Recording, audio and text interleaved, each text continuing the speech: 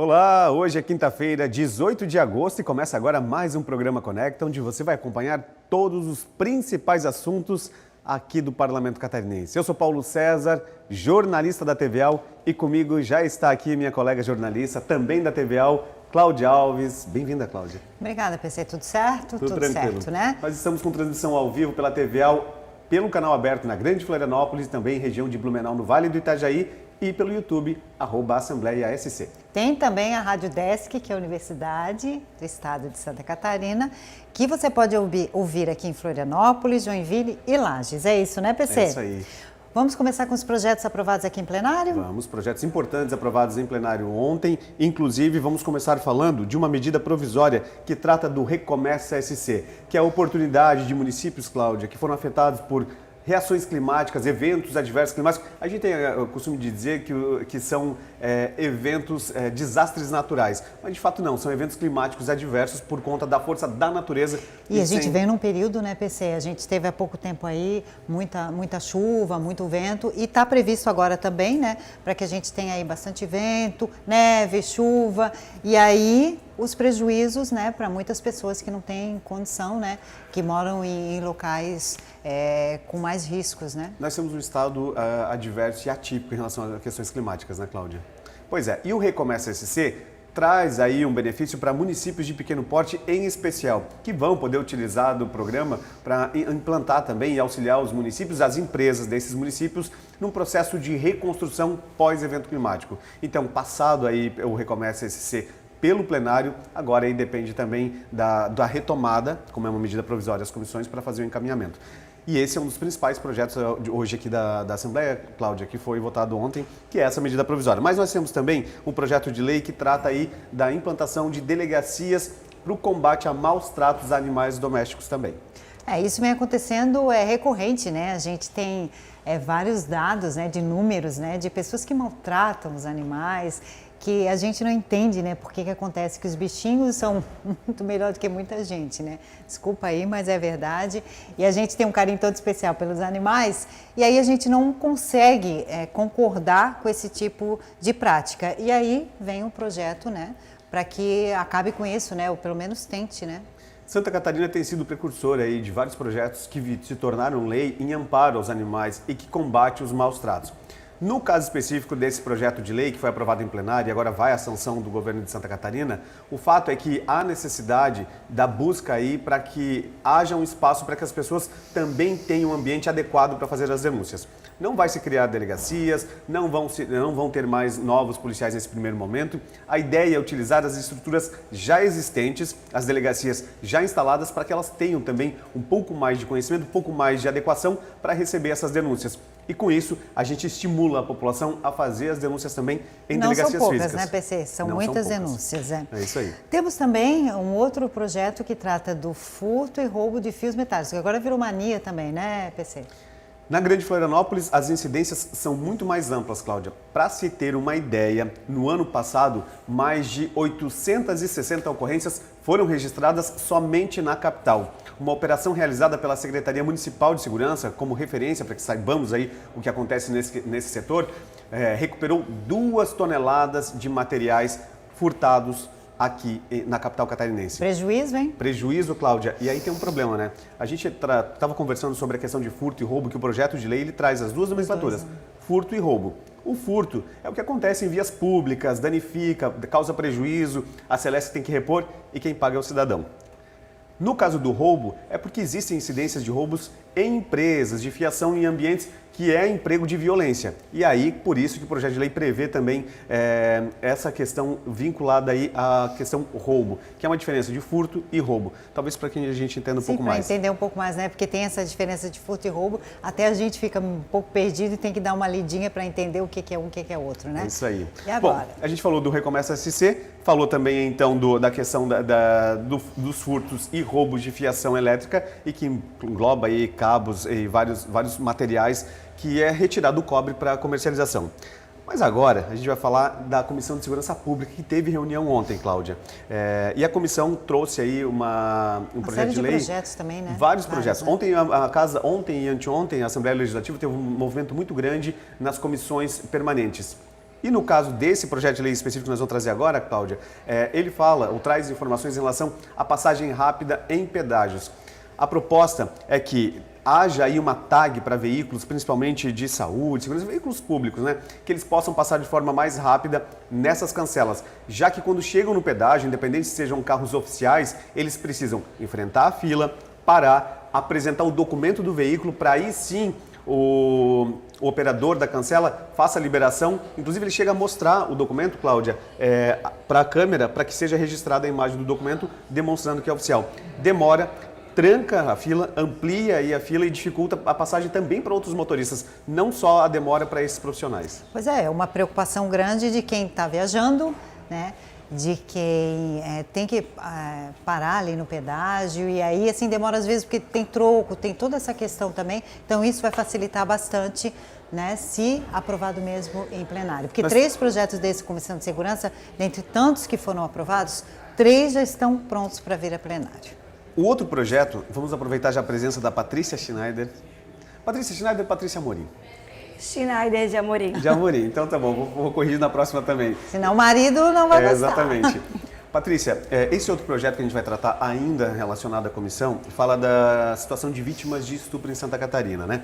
O programa de atenção a vítimas de estupro, ele ganha aí um reforço contra crianças e adolescentes. Você é mãe, a Cláudia, mulher, então esse tipo de projeto é importante que o parlamento esteja atento diante de tantas demandas que a gente tem acompanhado e tantas ocorrências que a gente tem percebido. Demonstra a sensibilidade do parlamento catarinense? Sim, esse projeto é aquele velho clichê, o óbvio que precisa ser dito, né? Eu acho que o mais importante são as mulheres vítimas de violência, saber que elas são sim amparadas, né? Que às vezes dentro de casa elas não encontram esse amparo de quem deveria cuidar, proteger, né, os parceiros, os familiares, mas que o poder público sim está atento a essa demanda e a Assembleia, né, protagonizando sempre discussões acerca disso e também incentivando, instituindo, né, políticas com as mulheres, públicas, né? Exatamente. E qual é o objeto do projeto de lei, para que a gente entenda um pouco melhor, Cláudia? Em algumas regiões do estado, a gente sofre a carência aí da presença de profissionais legistas, médicos, né, que fazem a perícia do sexo feminino para fazer esse acompanhamento e também fazer a perícia nas vítimas. Então, esse projeto de lei... Antes os homens que houve um porque eles conflito não de têm informação. mulheres suficientes. Houve uma proposta isso. Que fossem só mulheres. E olha só o problema, mas já aí pensou? a gente não tem a participação feminina, infelizmente é menor. A gente sabe disso, é nítido, né? E observado por esse projeto de lei. Então essa proposta traz de novo a possibilidade dos homens fazerem também esses exames para que a gente possa ter amparo a essas vítimas e tem que ser rápido, né? Porque não dá para se deslocar do interior do estado para Florianópolis para fazer a perícia. Já tem todo o trauma da ocorrência, então esse projeto traz essa clareza aí, possibilitando aos médicos homens que façam a perícia também. É isso. Isso aí. Agora vamos entrar no tema da Patrícia. O que vem, Paty, por aí? O que a sala de imprensa está produzindo? Qual é o destaque? Tudo certo? Agora tudo certo oficialmente. Olá, Claudinha, PC, quem nos acompanha. Quem acompanhou o Conecta de quinta-feira passada vai recordar que a gente trouxe a notícia de que uma proposta de emenda à Constituição foi aprovada aqui em plenário pelos nossos parlamentares, que fazia uma alteração na distribuição da arrecadação de ICMS do Estado para os municípios catarinenses, né? Para a gente relacionado à educação, né? Que a gente estava falando, né? Exatamente. Para recordar, 25% da arrecadação de ICMS do Estado é distribuída para os municípios. Na semana passada, a proposta alterou alguns índices. E agora, essa semana, foi aprovada, na semana passada, foi uma PEC, uma proposta de emenda à Constituição, que colocou a nossa Constituição em pé de igualdade com a Constituição Federal. Nessa semana foi aprovado um projeto que regulamenta essa alteração de alíquota, né? Um projeto enviado pelo governo do estado, pelo Poder Executivo, que agora define, né, como é que vai ser feita essa redistribuição. Para quem nos acompanha, para que tenha uma noção, hoje 75% desse montante que é dividido para os municípios, ele é repartido de acordo com a movimentação financeira de cada cidade. A cidade que tem uma movimentação financeira maior recebe um pouco mais de recursos, né? Agora, na prática, o que vai alterar? 10% desse recurso que vai que o Estado divide para os 295 municípios catarinenses, 10% vai ser exclusivamente para os municípios que tiverem um maior desenvolvimento na educação básica. Então, essa proposta que foi aprovada, foi discutida em comissão conjunta, foi amplamente discutida também no plenário. Ela estabelece diretrizes para que esses municípios possam medir, né, quais são os critérios, tem a ver também com nível financeiro das famílias Econômico, e tudo né? mais, socioeconômico. Obrigada por lembrar, Claudinha. E então, o que acontece agora na prática? A medida foi aprovada no plenário, aguarda a sanção do governador, se sancionado, que deve acontecer, porque inclusive o projeto a expectativa é essa, né? foi enviado pelo governo do estado, ele tem que sancionar até final de agosto. Esse recurso para a educação vai ser gradativo. Aos poucos ele vai diminuindo essa margem para os municípios que têm a maior movimentação econômica e vai implementando para os municípios que têm melhorado o seu índice de desenvolvimento, né? Eu trouxe aqui até uma tabelinha. Atualmente, em 2022, 85% do valor é adicionado para os municípios que têm maior arrecadação e 15% dividido em partes iguais. A expectativa é que gradativamente vai aumentando 2 pontos percentuais e a partir de 2029, 15% do ICMS do Estado seja repartido para os municípios que têm maior índice de desenvolvimento da educação, 70% para aqueles que têm maior movimentação econômica e 15% dividido em partes iguais para os 295 municípios. A expectativa é que as prefeituras, né, os municípios, investam cada vez mais na educação básica, porque quanto mais investirem, mais recursos eles recebem e conseguem fomentar ainda mais essas políticas públicas de incentivo à educação de base. Boa notícia, né, Paty? Boa notícia, agora a gente aguarda a sanção do governo do estado. Agradecer a Patrícia, porque foi extremamente explicativo esse tema. Às vezes a gente pega algumas matérias aqui no Parlamento Catarinense, eles são extremamente burocráticos e nós mesmos, acompanhando aqui, temos dificuldade de interpretar. E a gente conversa entre a gente, tira dúvida, né? E às vezes entre as plataformas de comunicação, e imagina quem está em casa para compreender. Patrícia, muito bem explicado, acredito que quem está em casa conseguiu entender um pouco mais de todo esse processo e é importante que nós aqui, por meio da comunicação da Assembleia Legislativa, forneça a informação mais simplificada aí para o cidadão. Obrigado, Patrícia. Obrigada. Valeu, Paty. Quinta que vem não tem, né? Então, que vem recesso. É isso aí. Valeu, A Patrícia Paty. vai falar mais um pouquinho com a gente enquanto a gente chama uma entrevista, porque nessa semana nós tivemos aí um chamamento aqui na Assembleia Legislativa de pelo menos 10 sindicatos que trouxeram uma reivindicação ao Poder Legislativo para tentar revogar os 14% que são relacionados à alíquota previdenciária para servidores. Eles não querem que seja revogado para todos, mas pelo menos para quem ganha até o teto, que é pouco mais de R$7 mil. Ou seja, se nós fizermos uma conta rápida, quem ganha R$7 mil teria que desembolsar em impostos aí aproximadamente R$ 1.400. Ou seja, Cláudia, é um valor bem alto para se a gente levar em consideração aí os rendimentos desse servidor. Então, foram mais de 56 mil assinaturas. Tem que ser pelo menos 10% da população catarinense. Tomada, né? Eles vieram firmes e fortes, né? Muito unidos, né? Muito unidos. Foram vários sindicatos de categorias diferentes. E isso demonstra a importância de se discutir isso. Por quê? Porque os servidores têm perdas com isso, né? Mas também eles não querem tirar o direito de quem vem aí no futuro a se aposentar. A gente tem 2 entrevistas do presidente da Assembleia Legislativa, o deputado Moacir Sopelsa, e também de um representante de todas as categorias.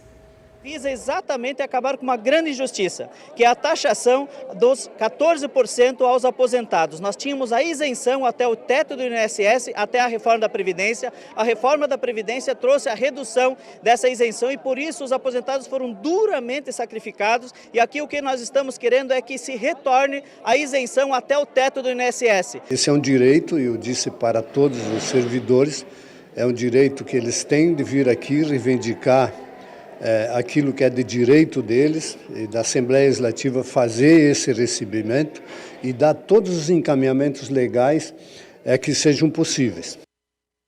Sorria. Tá aí, então, já estamos de volta aqui, falando aqui sobre os projetos. Novidade, eu e o Rony, a gente está sempre conversando fora Quero do ar, agradecer né, ao Rony aqui que me corrigiu, não são 10% da população, e sim 1% da população. Mas, Rony, vamos aí ao tema de hoje. Vamos, Alves, traga aí sua alegria para essa manhã de quinta-feira. Olá, pessoal, Claudinha, PC.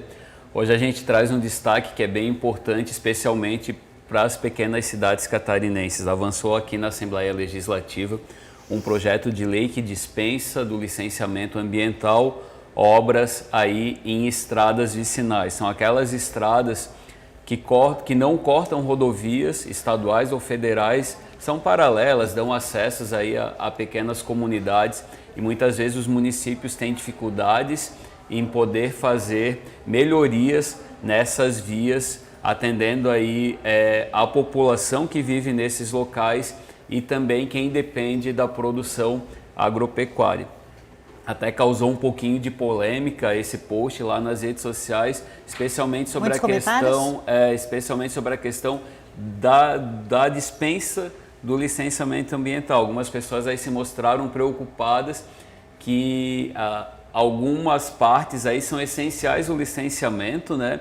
E que, digamos, o Estado estaria abrindo muitos precedentes, né? Só que a gente lembra que esse projeto, ele vale para obras que não atinjam cursos d'água, também nem questões de barranco, né? A gente sabe que tem muitas estradas aí que são em áreas de um relevo bem acidentado. Então, para quem está preocupado aí com essa questão, esse projeto ele já traz esses detalhes, essa preocupação. E se você quiser saber mais, é só acessar o @AssembleiaSC no Instagram, no Facebook e também lá no Twitter. E antes de encerrar, a gente tem mais um recado aí, né? Qual é, Alves? Diga aí. A gente tem um calendário especial esse ano aqui na Assembleia por conta do período eleitoral, que a gente já está bem próximo. E agora a gente vai ter, devido a esse calendário, uma pausa aí de 2, 3 semanas nas sessões plenárias. O Conecta, ele sempre é um programa que abre aí a questão das sessões plenárias. Então, nesse tempo, os deputados eles já adiantaram, né, PC e Claudinha, essas sessões, e a gente dá um tempinho aí de 2 semanas para os nossos telespectadores. Mas temos os nossos telejornais, temos aí. agências, redes sociais. E vão continuar temos trazendo rádio, todas temos as informações, todas as né, Cláudia? informações. Estão mandando a gente encerrar. É isso aí, tem que assim, encerrar. Então não esqueça. Lembrando que tem um seminário. Tem seminário da APAI, que está começando daqui a pouquinho aqui na Assembleia Legislativa dos Autodefensores e que deve reunir representantes de todo o estado catarinense. É isso, gente. É isso, gente. Né? Não esqueça. Até a nós temos próxima, né? O Primeira Hora, às 8 horas da manhã com a Claudinha, meio-dia e meia, Jornal do Parlamento com Com o Paulo PC. César. E aí, às 6h30 da noite, com Gutierrez Barum, TVA Notícias. Um abraço, bom final Tchau, de semana gente. e até daqui 2 semanas no Conecta. Até mais.